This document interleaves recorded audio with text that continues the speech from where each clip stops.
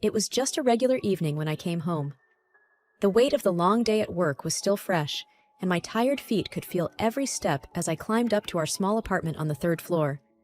The familiar scent of our home greeted me, and for a moment, I hoped for a quiet evening. But that hope was quickly shattered. As soon as I opened the door, I found Mark, my husband, lounging on the old brown couch.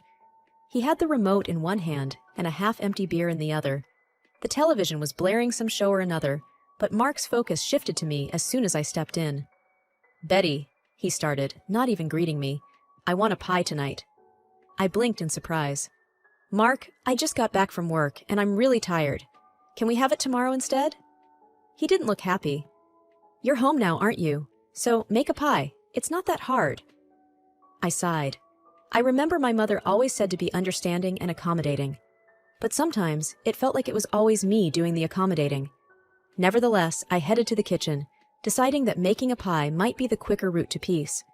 The apartment wasn't big, just a single bedroom, a living area combined with a dining space, and a small kitchen. I quickly gathered the ingredients, hoping to finish the pie as soon as possible. As I was rolling out the dough, Mark strolled into the kitchen. "Make sure it's apple, and none of that store-bought crust stuff." I nodded, not trusting myself to speak. We had store-bought crust, but I knew better than to use it now. I made the pie from scratch, just like he wanted. It took me a good hour to prepare everything.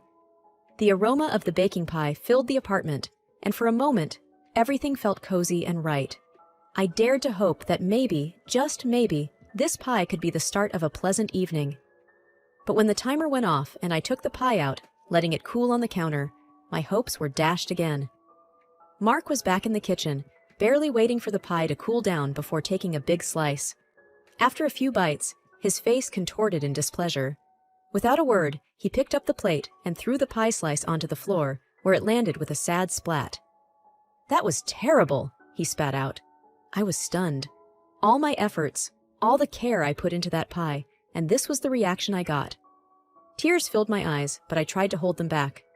"What was wrong with it?" I managed to ask. "Everything," he replied curtly. "You should know better." I didn't know what to say. I felt so small, so insignificant. The shattered pie on the floor seemed like a reflection of our relationship, broken and messy. Feeling defeated, I cleaned up the mess, the weight of years of unhappiness pressing down on me. It wasn't just about the pie, it was about everything.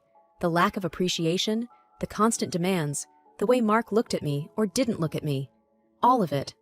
That night, I knew I needed a break. I couldn't stay in that apartment. I needed to be with someone who understood, someone who cared. That's why I turned to William, my brother. He had always been my rock. Grabbing my bag and leaving the mess behind, I decided to spend the night at his place. William's home was a cozy two-story building with a small garden in the front. I didn't even have to knock. He must have heard my car because he opened the door before I reached it, his face filled with concern. "Betty?" he started, pulling me into a comforting hug. "What happened?" Tears streamed down my face as I mumbled. "He threw the pie, Will. The pie I made after a long day at work. He just threw it on the floor." William led me inside, settling me on the soft couch in his living room. "Tell me everything," he urged, handing me a cup of hot tea. Sipping the warm drink, I began to recount the events of the evening. As I spoke, memories of the past also surfaced. "It wasn't just tonight, Will. It's been this way for years. I always thought things would change, that he would change. Remember when we first met at Jenna's party? He was so charming then." William nodded. "I remember. But Betty, people can put on a facade for a while, but their true colors always come out. You know," I continued, "when we first got married, everything was great. We'd go on dates, laugh, talk for hours. But as the years went by, he changed, or maybe I just saw the real him." William's face tightened. "He didn't start off this way?" I shook my head. "No, we'd have our disagreements, but it was never like this. Over the years, he just became more demanding, more critical. I don't know when I started feeling like I was walking on eggshells around him." William sighed deeply. "You know, Mom and Dad had their issues, but Dad never treated Mom this way." "I know," I replied, tears forming again. "I thought I could change him, make him see how hurtful he was being.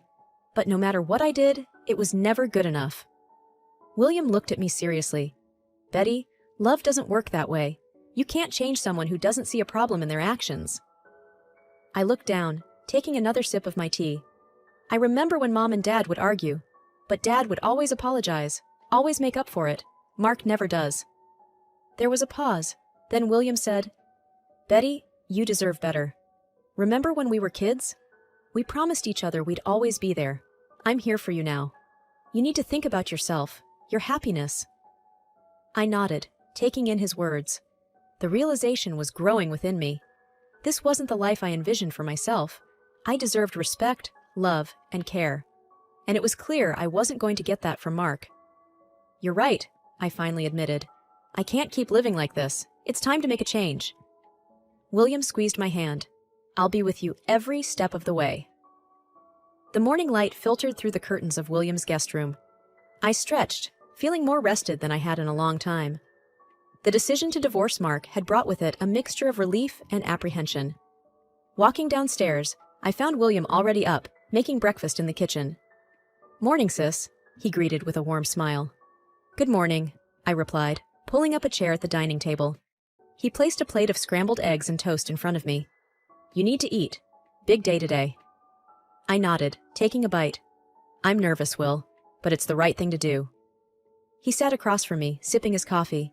"It's never easy, but remember, you're doing this for yourself, and I'm right here with you." After breakfast, William drove me to the lawyer's office. As we parked, I took a deep breath, bracing myself for the steps ahead. Inside, we were greeted by Mrs. Harris, a stern-looking woman with sharp eyes. But as she spoke, her kindness shone through. "Betty, I understand this is a difficult time for you. My job is to guide you through the legal process and make sure your interests are protected," she said. "Thank you," I whispered, feeling grateful for her support. The meeting was long, filled with paperwork and legalities. Mrs. Harris explained everything patiently, ensuring I understood my rights and the process ahead. As the days turned into weeks, life became a whirlwind of appointments, meetings, and paperwork. Mark, to my surprise, remained silent throughout this time. He neither signed the divorce papers nor contested them. He simply seemed to have disappeared. This silence was unsettling. One evening, while sitting with William in his living room, I expressed my concerns. "It's strange, Will. Mark hasn't reacted at all. No calls, no messages, nothing. It's like he's vanished." William looked thoughtful. "It is odd, especially given how he was earlier, but maybe he realized his mistakes and wants to move on." "I hope so," I sighed, though a nagging doubt lingered. Life continued its pace. I started looking for a new place to live. I wanted a fresh start, a home where I could rebuild my life without the shadows of the past. After a few weeks of searching, I found a beautiful house. It was spacious, with large windows letting in plenty of light, a stark contrast to the dim apartment I had shared with Mark. I felt a connection the moment I stepped in. This was my new beginning. William was ecstatic when he saw the place. "It's perfect for you, Betty, a place to call your own." As we toured the house, I shared my plans with him. "I want to paint the walls light blue, maybe have some plants by the windows." He chuckled. "Always the planner. It sounds wonderful." Moving in was a joyous occasion. With the help of William and a few friends, the house quickly started to feel like a home. Every evening, after work, I'd return to my sanctuary, relishing the peace it brought. However, that peace was short-lived. One fateful evening, as I returned home, I found the front door ajar. A chill ran down my spine. Pushing the door open, I stepped in cautiously. The sight that greeted me was unexpected and alarming. There, in the living room, sat Mark. My heart raced as I took in the scene before me. Mark sat at my dining table, his belongings scattered around. A sense of violation washed over me. This was my space, my sanctuary, and he had invaded it. "What are you doing here, Mark?" I demanded, trying to keep my voice steady. He looked up, his face showing a mix of smugness and defiance. "Well, it's our house, isn't it? We're still married, Betty. But I bought this house after we separated. It has nothing to do with you," I shot back. Mark sneered, leaning back in the chair. "Doesn't matter. As your husband, I have every right to be here." Just then, Anna, my au pair, walked in, her face flushed with embarrassment. "I'm so sorry, Betty. He showed me his ID and marriage certificate. He said he had every right to be here. I didn't know what to do." I sighed. It's okay, Anna. This isn't your fault. Turning my attention back to Mark, I said, You need to leave, Mark. This is my home, not yours. Mark chuckled. Think again, sweetheart. I'll be staying here. And if you try to kick me out, I'll make sure to claim half of everything in our divorce. The audacity of his claim left me reeling. I felt trapped, cornered in my own home. But I couldn't let him see my fear. I needed to be strong. Fine, I said, trying to sound calm. Stay tonight. But tomorrow, I'm getting a lawyer, and we'll see who has the right to be here. Mark smirked. Bring it on. I'm not going anywhere. Feeling defeated, I retreated to my bedroom, locking the door behind me. I needed to think, to come up with a plan. Grabbing my phone, I called William. Will, I said, tears forming. He's here, at the house. He says he has a right to it. William's voice was filled with anger and concern. Stay calm, Betty. I'm on my way. We'll sort this out. Hanging up, I tried to calm my racing heart. Mark's sudden reappearance and bold claims had taken me by surprise. But with William by my side, I felt a glimmer of hope. Within minutes, William arrived. I heard the two of them talking in hushed tones downstairs. The tension in the air was palpable. After what felt like an eternity, William came up to my room. Betty, he began, his face serious. There's something you need to know. When we bought this house, I made sure it was in my name. I had a feeling Mark might pull something like this. Legally, he has no claim to this property. A wave of relief washed over me. Thank you, Will. I don't know what I would do without you. He hugged me. We're family. We look out for each other. The next morning, armed with the property papers and William's unwavering support, I confronted Mark. Seeing the documents, he realized he had no ground to stand on. His smugness from the night before had disappeared. This isn't over, Betty, he hissed as he left. Days turned into weeks. With every passing day, the intrusion by Mark felt more like a distant memory, but the threat he posed remained. William and I, however, weren't about to sit idly by. One evening, as we sat in the living room, William looked at me with a seriousness I had seldom seen. Betty, I've been thinking.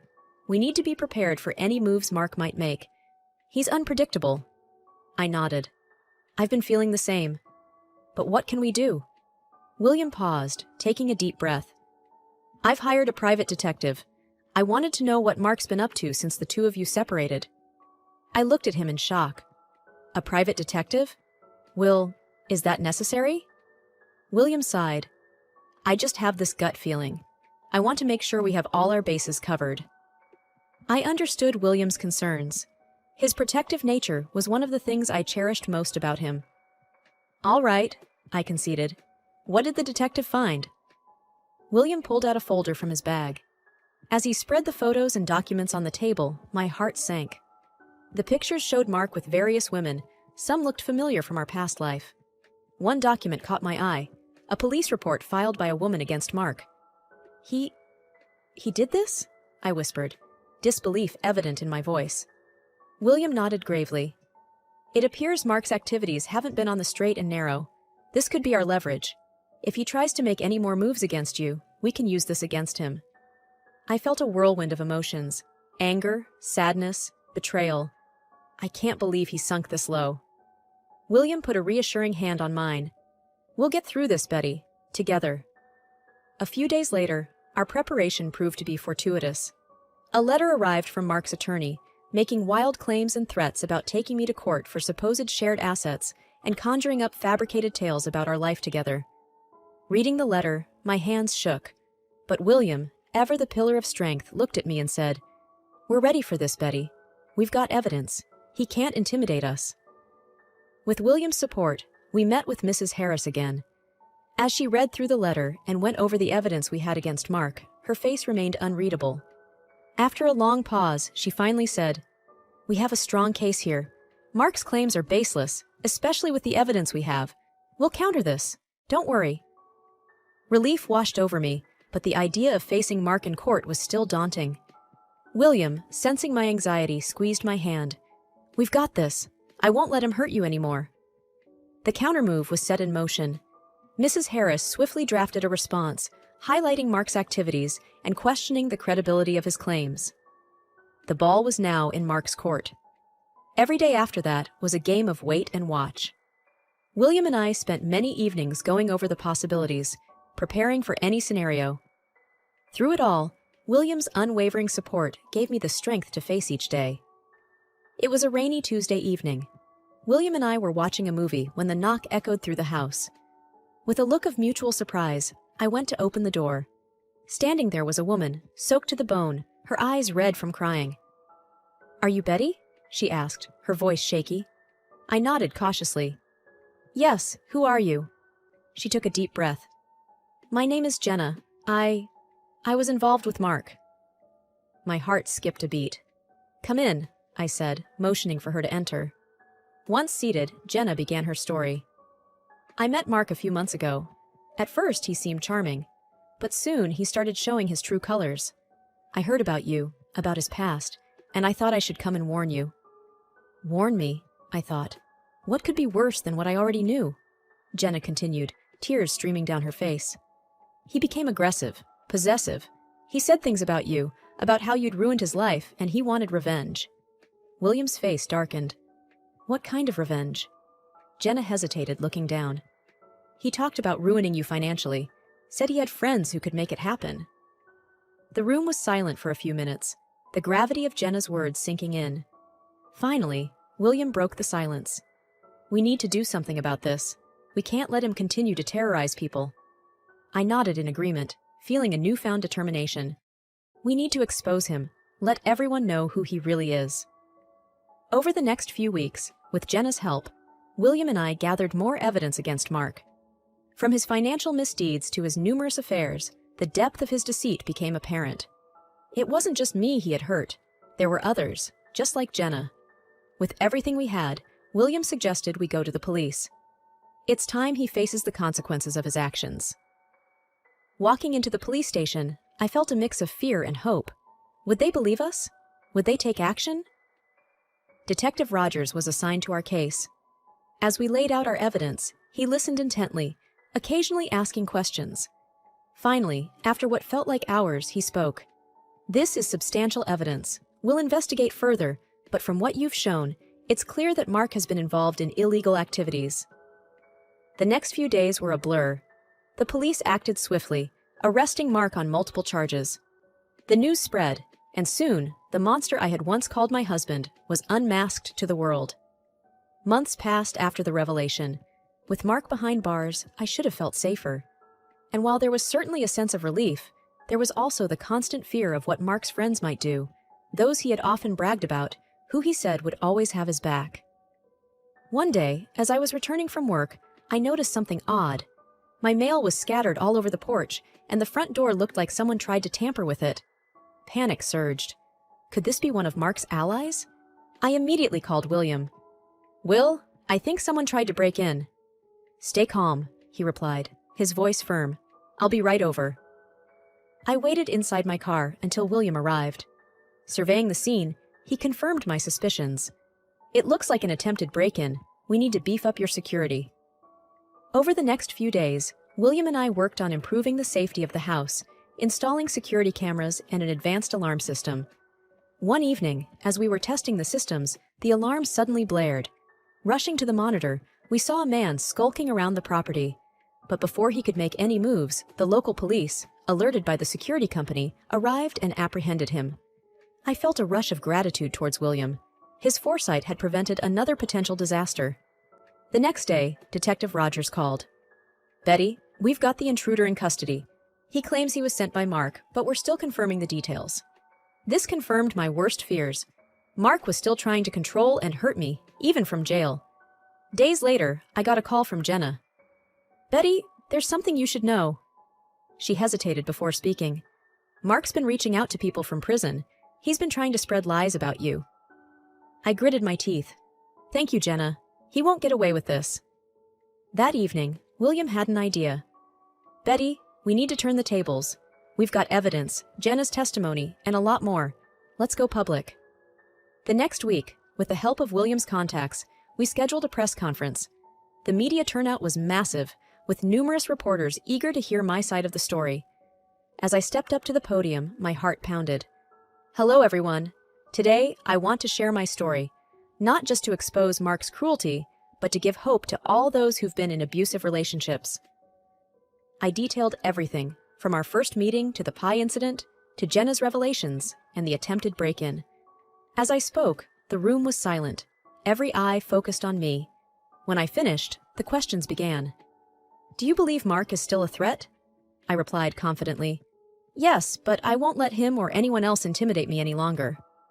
Another reporter asked, "How do you feel about him now?" I paused for a moment. "I pity him. For someone to have so much hate, he must be truly miserable." After the press conference, the support was overwhelming. Messages poured in from all over, many from women sharing their own experiences.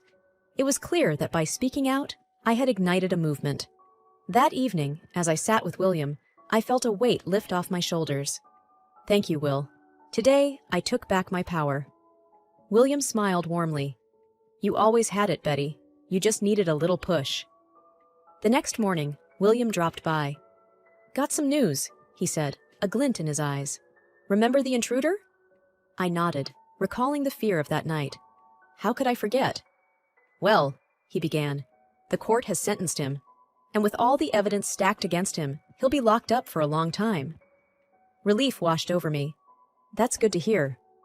"And there's more," he continued. "Mark's been transferred to a high-security prison. With his recent antics and connections, he won't be coming out anytime soon." I hugged William tightly.